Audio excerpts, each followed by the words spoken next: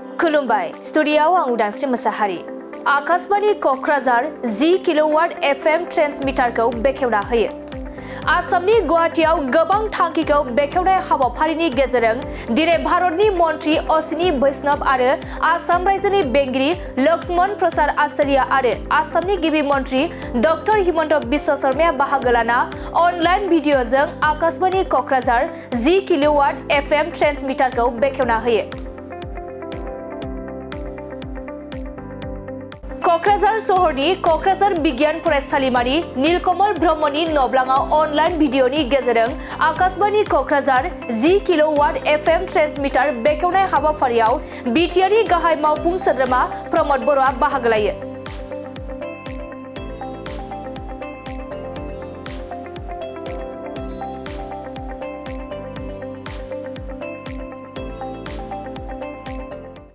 मख'जाथावदि बे हाबाफारियाव रायजो सभानि MP रेनगोरा नार्जारी, MP जयन्त बसुमतारी आरो बिटिआरनि मावफुं सोद्रोमा उकिल मोसाहारि, क'क्राझार जिल्ला बेंगिरि मसान्दा मगदालिन फार्टिन आरो गोबां क'क्राझार आकाशबाणी मावख'नि सोद्रोमाफोरा बाहागो लायो। गोजोननाय मोनदों क'क्राझारनि जि रेडिअ सेन्टार बे FM सेन्टार हिसाबै बेखौ आरोबाव बिनि केपासिटिखौ बांहोनाय जादों आरो बेवहाय 10 किल'वाट ट्रेन्समिटार बेवहाय होनानै बेखौ 70 किल'मिटारसिम जोबोद लाउड एन्ड क्लियार मोजाङै खोनानो हानायनि बेबस्थाखौ खालामनानै होनाय जादों। गोलाव समनिफ्रायनो जोंनि बर' माहारिनि सोमावसारनायनि समाव क'क्राझाराव रेडिअ सेन्टार आरो TV सेन्टार गायसननायनि बाथ्राखौ बुंबाय थानाय जादोंमोन। बेवहाय रेडिअ सेन्टार दङब्लाबो बिनि केपासिटिया जोबोद खममोन। बे केपासिटिया जोबोद बारायनाय जाबाय।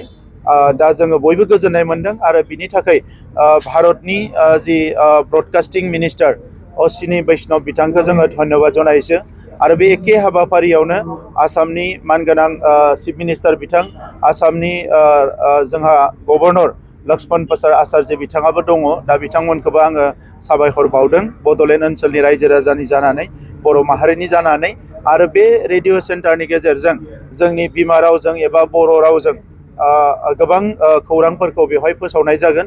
केन्द्र सरकार, रायजो सरकार आरो लोगोसे दैनन्दिन जानाय माखासे जाथायफोर, खौरांफोरखौ रायजो राजाफ्रा रियेल टाइम एबा थाबैनो बेखौ मोननो हागोन आरो बेजों लोगोसे गभर्नमेन्टनि मोजां मोजां स्किम्सफोरखौ जेब्लायबो रेडिअनि गेजेरजों फोसावनाय जायो।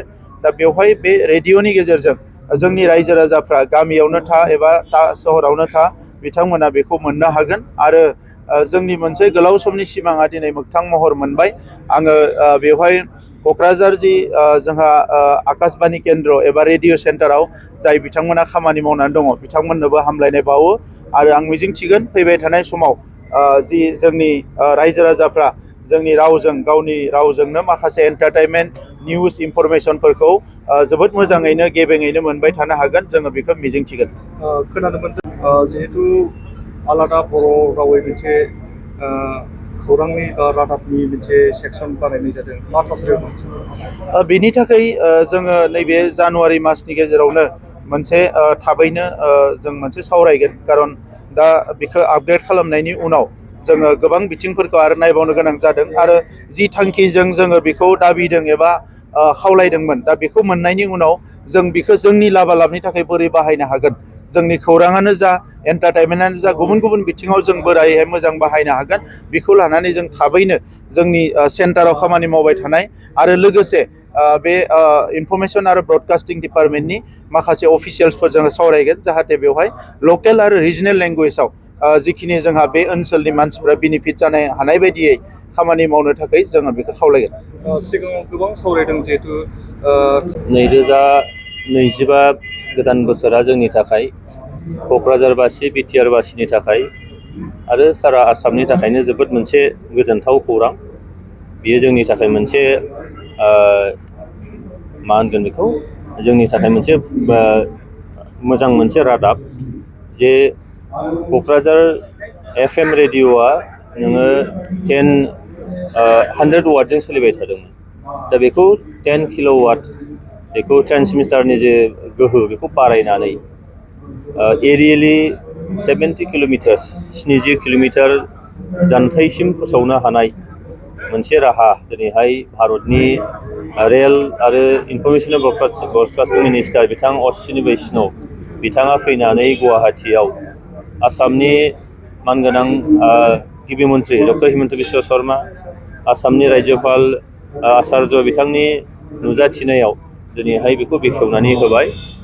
बेयो जोंनि थाखाय जोबोद गोजोनथाव बाथ्रा मानोना क'क्राझारनि जोंनि दूरदर्शन आरो आकाशबाणी बेखौ बे दाबि हिसाबै जोंहा थांनाय बड'फानि सोमावसारनायाव जे एबसुनि 92 चार्टार अफ डिमान्ड बेयावबो बे दंमोन आरो बेबायदियैनो गेजेराव रेडिअ'नि जि गोनांथि बियो गैया जादों। ओरैहाय FM हिसाबै बेखौ रिभाइभ खालामफिननायनि थाखाय जे ट्रेन्समिटारनि गोहोखौ बारायनो थाखाय जे राहा लाबाय आरो बेखौ बेखेवनानै होबाय बेयो जोंनि थाखाय गोग्गाथाव। बेनि गेजेरजों जोङो जोंनि राव थुनलाइ हारिमुजों लोगोसे बे ओनसोलनि गासै बिथिं जौगासारनाय सरकारि बेसरकारि भाबै बे बिथिंफोरखौ जोङो फोसावनो थाखाय खाबु मोनसिगोन आरो बेजों हारिनि राव थुनलाइ बे ओनसोलनि गासैबो बिथिंखौ फोसावनाय फुवारनाय फेहेरनाय जौगाहोनाय खौरां मोनहोनाय बे जिनिसा बे सुबिदाया जासिगोन। बिनि थाखायनो आङो मानगोनां मन्त्रि बिथांनिसिम आंनि गोसो गोरबोनि गाहाम हामलायनाय जासिबाय साबायखर जासिबाय। नरेन्द्र मोदि बिथांनिसिमबो आंनि गोसो गोरबोनि साबायखर जासिहरदों। बियो जोंनि थाखाय जोबोद गोग्गाथाव आरो बेखौ जोङो बिनि जिखिनि लाभालाब बेखौ जोंहा जोबोद मोजाङैनो बाहायनांगौ दङ होनना आं सानो। जोङो राज्य सभानि MP बिथाङा आंनिफ्राय बोसोरनै सिगाङावनो जिथु लक सभायाव पार्लामेन्टआव थांदों आरो बिथाङा गावनि फारसेनिफ्राय बे कुइसनबो खालामदों रिटेन एन्सारबो मोनदों जे बेखौ FM-नि जि बाथ्रा दा जिथु रेडिअ'आ सोलिला FM-खौ बेखौ रिभाइभ खालामफिननाय जाथों बे बाथ्रा बायदियैनो रिन'भेसन जादों आरो बिनि गोहोखौ दिनैहाय बारायफिननाय जाबाय। आरो आंबो दाखालि नभेम्बर दानाव आं बे रेडिअ' सेन्टाराव फैदोंमोन फैनानै बाथ्राफोरखौ मोनथिनानै लादों मोजाङै आरो बेबायदियैनो आङो रेल मिनिस्टारनो आङो लिरनानै होदों। आंना आसाया ओरैमोन जे रेल मिनिस्टारा गावबाव फैनानै क'क्राझारावनो फैनानै जाहाथे बेखौ बेखेवफैयो बेखौ आङो मिजिं खालामदोंमोन नाथाय सरकारि भाबै गोबां हाबाफारिफोर थायो दिनै गुवाहाटीनिफ्राय सेन्ट्रेलि सारा आसामाव रेल बा गुबुन गुबुन जेफोर बिथांखिफोर बेखौ बेखेवनानै होबाय।